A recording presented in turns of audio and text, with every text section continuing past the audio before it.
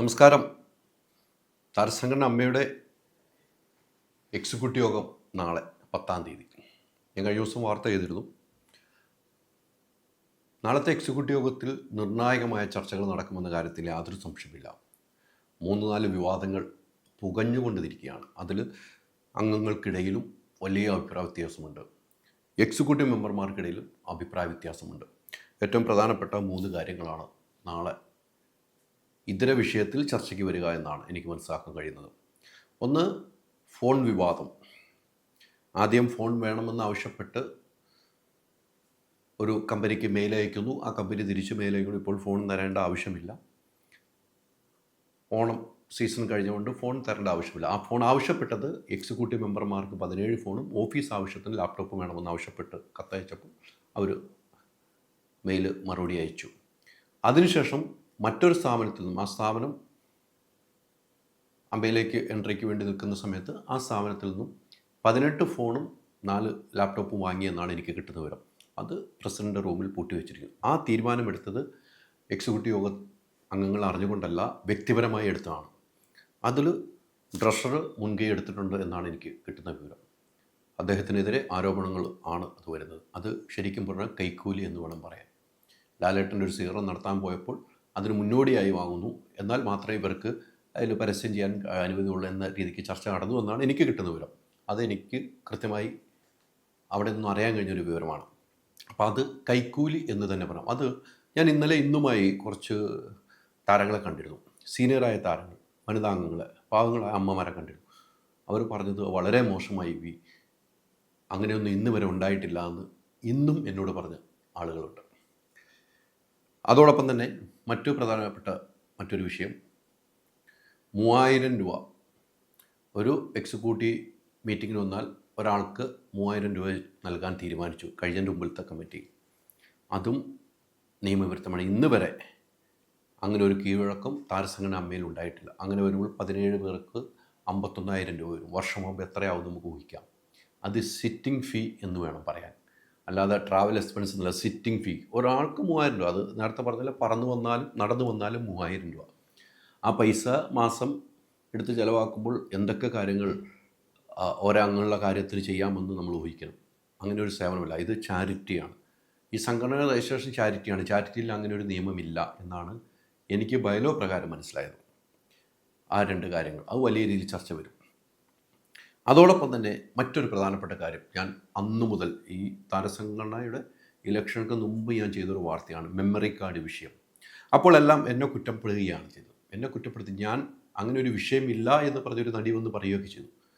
അതിലുണ്ടായിരുന്ന നടി പോലുമില്ല. അന്ന് സംഘടനയിലുണ്ടോ എന്നും എനിക്കറിയില്ല. സംഘടനയിലും ഇല്ലായിരുന്നു എന്നു, കമ്മിറ്റിയിലും ഉണ്ടായിരുന്നില്ല എന്ന് തോന്നുന്നു. അത് ഷൂട്ട് ചെയ്യുന്ന കാലഘട്ടത്തിൽ ആ മെമ്മറി കാർഡ് വിഷയം റിപ്പോർട്ട് ടിവിയിൽ ഞാൻ ഇരിക്കുമ്പോൾ റിപ്പോർട്ട് ചെയ്തതാണ്. ഹോളിഡേ ഇന്നിൽ വെച്ച് ചില നടിമാരെ വിളിച്ചു വരുത്തി രഹസ്യമായി ഷൂട്ട് ചെയ്ത്, ക്യാമറ ഷൂട്ട് ചെയ്ത് അന്ന് വലിയ വിവാദമുണ്ടായി. അത് അങ്ങനെ ഒരു സംഭവം നടന്നില്ല എന്ന് പറഞ്ഞവരുണ്ട്. അതിലേറ്റവും പ്രധാനപ്പെട്ട കാര്യം, അങ്ങനെ ഒരു സംഭവം നടന്നില്ല എന്ന്, മെമ്മറി കാർഡ് ഷൂട്ട് നടന്നില്ല എന്ന് പറയുന്നത് തെറ്റായ ആണ്. ഹൈദരലി മാത്രമല്ല ആ വാർത്ത ചെയ്തത്. അന്നത്തെ മനോരമ പത്രം അന്ന് റിപ്പോർട്ട് റിവീൽ ചെയ്തു. അതിനുശേഷം ഇങ്ങനെ പോകുന്നു. ഈ തവണ ഇലക്ഷൻ വന്നപ്പോൾ വാർത്ത ഞാൻ ചെയ്യുകയും ചെയ്തു. അപ്പോഴും എന്നെ കുറ്റപ്പെടുത്തി. പക്ഷേ അന്ന് മനോരമ പത്രം റിപ്പോർട്ട് ചെയ്തിരുന്നു. അപ്പോൾ മനോരമ പത്രം പറഞ്ഞത് കള്ളമാണോ? മനോരമ പത്രം അത് കൃത്യമായി റിപ്പോർട്ട് ചെയ്തിരുന്നു. വനിതാ സെല്ലിൻ്റെ ആദ്യ യോഗത്തിൽ മീറ്റു വെളിപ്പെടുത്തൽ, അമ്മയ്ക്ക് വീണ്ടും തലവേദന. ഈ തലക്കെട്ടിലാണ് അന്ന് മനോരമ പത്രം റിപ്പോർട്ട് ചെയ്തിരുന്നത്. അതിൽ കൃത്യമായി പറയുന്നു, അഭിനേതാക്കളുടെ സംഘടനയായ അമ്മയിൽ രൂപമെടുത്ത വനിതാ സെല്ലിൻ്റെ ആദ്യ യോഗത്തിൽ മീറ്റു വെളിപ്പെടുത്തലുകളും ആരോപണങ്ങളും 12 നടിമാർ പങ്കെടുത്ത യോഗത്തിൽ മോശമായി പെരുമാറിയതായുള്ള വെളിപ്പെടുത്തലുകളും മുതിർന്ന നടന്മാർക്കെതിരെ ഉൾപ്പെടെ വന്നത്. ഇക്കാര്യമടക്കം യോഗത്തിൽ ചർച്ചകളെല്ലാം റെക്കോർഡ് ചെയ്തിട്ടുമുണ്ട്. ഇത് തന്നെയാണ് പറഞ്ഞ് അന്ന് ഷൂട്ട് ചെയ്തു എന്നുള്ള കാര്യം പറഞ്ഞു. മനോരമ പത്രത്തിലാണ് വന്നത്. പിന്നെ മനോരമ പത്രം ചെയ്ത് കള്ളമാണെന്ന് നിങ്ങൾ പറയുമോ? അപ്പം അലി ഒരു വാർത്ത കൊടുക്കുമ്പോൾ, ഹൈദരലി ഒരു വാർത്ത കൊടുക്കുമ്പോൾ കള്ളമാണെന്ന് പറയുന്നത് അതിൻ്റെ തെളിവ് ചെയ്താണ് ഞാൻ ഈ വാർത്ത ചെയ്യുന്നത്. ഇതുമായി ബന്ധപ്പെട്ട് അമ്മ യോഗത്തിന് ശേഷം അതേ ഹോട്ടലിൽ വനിതാ സെല്ലിൻ്റെ ആദ്യ യോഗം കൂടിയപ്പോൾ ഇവർക്കൊപ്പം ക്ഷണിക്കപ്പെട്ട 9 നടിമാർ പങ്കെടുത്തു. അതിൽ പേര് പറയുന്നുണ്ട്: മഞ്ജു പിള്ള, ഷംന കാസിം, സീനത്ത്, തസ്നി ഖാൻ, ലക്ഷ്മിപ്രിയ, ബീന ആൻ്റണി, ഉഷ, ലിസി ജോസ്, പ്രിയങ്ക എന്നിവരാണ് ക്ഷണിതാക്കളായി എത്തിയത്. തലേ ദിവസം ഇവരെ അമ്മ ഭാരവാഹിയും സെൽസ് നേതാവും ക്ഷണിക്കുമ്പോൾ വനിതാ സെല്ലിലേക്കാണെന്ന് പറഞ്ഞിരുന്നില്ല. ഒരുമിച്ചിരുന്ന് ചില കാര്യങ്ങൾ സംസാരിക്കുമെന്ന് മാത്രമായിരുന്നു പറഞ്ഞിരുന്നത്. അമ്മ നിർവാഹക സമിതിയിലെ ഭൂരിഭാഗം പേർക്കും അറിവുണ്ടായിരുന്നില്ല. അതാണ് ഏറ്റവും രസം. ഇത് ആരുടെയൊക്കെ ഒരു അജണ്ടയായിരുന്നു.